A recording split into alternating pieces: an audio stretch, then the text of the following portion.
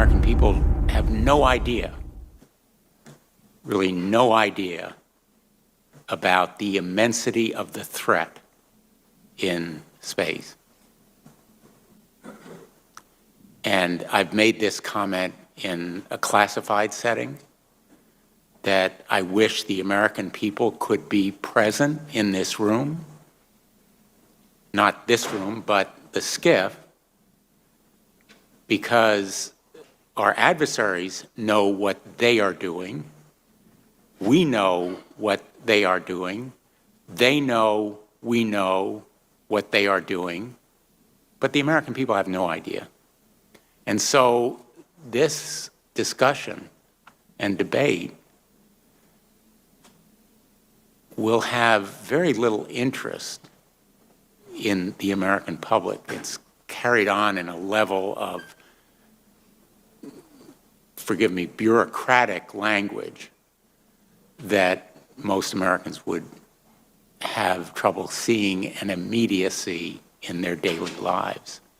But if they were privy to what we hear, and you know it much better than we do because you live it, I think they'd be pretty alarmed. This is not by way of criticism of you, because you're living with the strictures of what is classified and not, but I think we have a real obligation to explain to the American people why space is a domain that matters, why the threats there are real and urgent, why they are growing in importance. Non-human intelligence exists. Non-human intelligence has been interacting with humanity. This interaction is not new, and it's been ongoing, and there are unelected people in the government that are aware of that. But UAPs remain a controversial topic. I'm not going to name names, but there are certain individuals who didn't want this hearing to happen because they feared what might be disclosed. We're met with stonewalling. We're met with responses of, I can't tell you. And in fact, we're met with people not wanting us to have hearings. We're met with people not wanting us to ask you questions. In fact, many of us were told not to ask some of you certain questions on certain topics. Do you solemnly swear to affirm that the testimony that you are about to give is the truth, the whole truth, and nothing but the truth, so help you God? Let the record show that the witnesses all answered in the affirmative. Although much of my government work on the UAP subject still remains classified, excessive secrecy has led to grave misdeeds against loyal civil servants, military personnel, and the public, all to hide the fact that we are not alone in the cosmos. To the incoming administration and Congress, I say to you, we need immediate public transparency, and this hearing is an important step on that journey. I believe that we as Americans can handle the truth, and I also believe the world deserves the truth. Can you describe what was depicted in the satellite imagery? Just a description. It was a UAP, ma'am. That's it? No other description? The term that the analysts used, they called it the button. It was a disc-shaped object. Has the government conducted secret UAP crash retrieval programs, yes or no? Yes. Okay, were they designed to identify and reverse engineer alien craft, yes or no? Yes. I think that what the American people need to know is that the U.S. military and intelligence community are sitting on a huge amount of visual and other information, still photos, video photos, other sensor information, and they have for a very long time. And it's not those fuzzy photos and videos that we've been given. There's very clear high-res, high-resolution. A lot of non-believers in all of this would just ask a very simple question. Why? Why is it so hard? Right? Like, why are people, anytime they ask, why are they always thwarted? Why are they always judged? Why is they always have misinformation spread? Why is there always retribution? Why is it always met with an ear? What's the why? If it doesn't exist, why is it such a problem? That the U.S. has run a multi-decade UAP crash retrieval and reverse engineering program. Would you agree with that? Yes, sir. Are there UAP programs operating without proper congressional oversight? 100%. Mr. Elizondo, in regards to these aircraft being piloted by whatever they might be, non-human biologics, would you agree that it's likely that they are being piloted by some mind-body connection? Ma'am, I think it is safe to presume here that they are being intelligently controlled because some cases seem to anticipate our maneuvers, and in other cases they seem to, I came across an email where the word stalked was used in a very secure email between Navy officers discussing their ships being pursued by a UAP. In our previous panel, we had Grush, and he had testified to say that some of these were interdimensional beings. Can you speak on that at all? Ma'am, I'm not qualified, certainly as a scientist or otherwise, to speculate points of origin.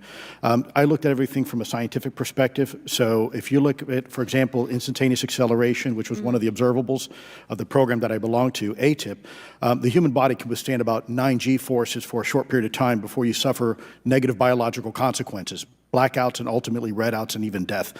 Comparison, our best technology, the F-16, which is it's an older platform, but one of our most highly maneuverable aircraft, manned aircraft, made by General Dynamics, can perform about 17 or 18 G-forces before you start having structural failure, meaning that the airframe begins to disintegrate while you're flying. The vehicles we're talking about are performing in excess of 1,000, 2,000, 3,000 Gs. Do you believe, just for the record, that the federal government, any part of the federal government, is knowingly concealing evidence about UAPs from the public? Yes, sir. 100%. Yes. Yes. Thank you. I also want to just go down the line, and I know many of you have already said this, but just for the record again, just briefly, what do you believe UAPs could be or are? Strong evidence that they are non-human, higher intelligence. I echo my colleague's comment, sir. USG networks, there exist infrared footage of and imagery of a grouping of vessels engaged in SIGINT and mass collection at night in a specific area of the Pacific Ocean. This footage, which was in close proximity to the vessels, a large equilateral triangle UAP suddenly appears directly over the ships. These three bright points are seen at each bottom corner of the UAP, which is observed to slowly rotate on its horizontal axis. And he goes on to describe that. While performing a routine airspace surveillance and control mission in the Eastern Air Defense Sector, an F-22 fighter observed multiple UAP contacts at mission altitude.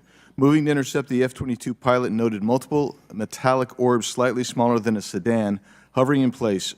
Upon vectoring towards the UAPs, a smaller formation of the metallic orbs accelerated at rapid speed towards the F-22, which was unable to establish radar locks on the presumed hostile UAPs. The F-22 broke trajectory and attempted to evade, but was intercepted and boxed in by approximately 3 to 6 UAPs. Was anything described as that we have possession of bodies? Yes. Yes, sir. We have is it multiple types of creatures, or? Sir, I couldn't answer that. I can tell you anecdotally that it was discussed quite a bit when I was at the Pentagon. The problem is the supposed collection of these biological samples occurred before my time, in fact, before I was even born. And was this part of the Lockheed Martin discussion, or was this the biologics is a completely separate? Separate yet related. Okay. Has anyone made contact?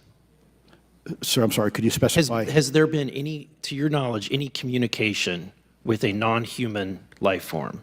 So the term communication is a bit of a trick word because there's verbal communication like we're having now. The problem is you also have nonverbal communication. And so I would say definitively yes, but from a nonverbal meaning, when a Russian reconnaissance aircraft comes into U.S. airspace, we scramble 2 F-22s, and we are certainly communicating intent and capability. I think the same goes with this. We have these things that are being observed over controlled U.S. airspace, and they're not really doing a good job hiding themselves. They're making it pretty obvious they have the ability to even interfere with our nuclear equities and our nuclear readiness. They're, in some cases, literally splitting aircraft formations right down the middle. So that's an air safety issue. Find myself on many lists, I'm sure. So I speak my mind often, so why not just keep going with it? May as well just go all out and say it. The earth is flat, birds are government drones, and we've never set foot on the moon, and Joe Biden received 81 million votes in the 2020 election. So let's just see how many lists we could get on here today. There are rumors that have come up to the Hill of a secretive project within the Department of Defense involving the manipulation of human genetics with what is described as non-human genetic material, potentially for the enhancement of human capabilities, hybrids.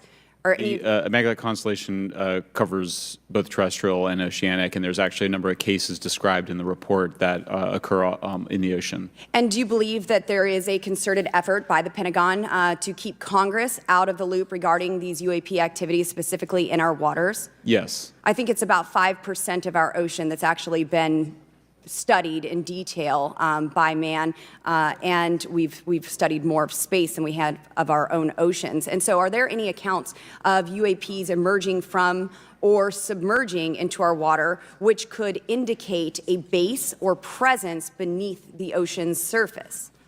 I don't know about a base, but as I mentioned, I had a different source entirely describe this pretty extraordinary footage that exists of orbs, of an orb coming out of the ocean and being met by another orb. Okay. Are there any technological capabilities observed in these oceanic UAPs that seem to defy our current understanding of physics or our engineering capabilities? It seems like they all do. Yes, I would agree with that. How would you define non-human biologics, non-human intelligence? What are we actually talking about? When you look at the diversity of life on this planet and the size of this universe, to think that there would be more diverse, higher order, non-human intelligences throughout the universe, and that's probably what's visiting us. I think we all know that there's something going on. Mr. Elizondo, based on your knowledge of UAP sightings, do you believe it's fair to say that they are especially common near nuclear sites? Yes, sir. Mr. Congressman, I absolutely am convinced of that, as are my colleagues inside the government. The UAP issue may be the greatest issue of our time, and it's being hid from you. And I'll say this, it is clear from my experience and what I've seen that there is something out there. The question is it ours? Is it someone else's? Or is it otherworldly? And Madam Chairman, I would posit that as the legislative body, as the regulatory body, we must know. And anyone who prevents us from gaining access to that information, I would consider that criminality. Because we have U.S. personnel who may very well be in harm's way. We have technology that ultimately may threaten our very existence. With that, Madam Chairman, I thank you for your indulgence, and I yield back.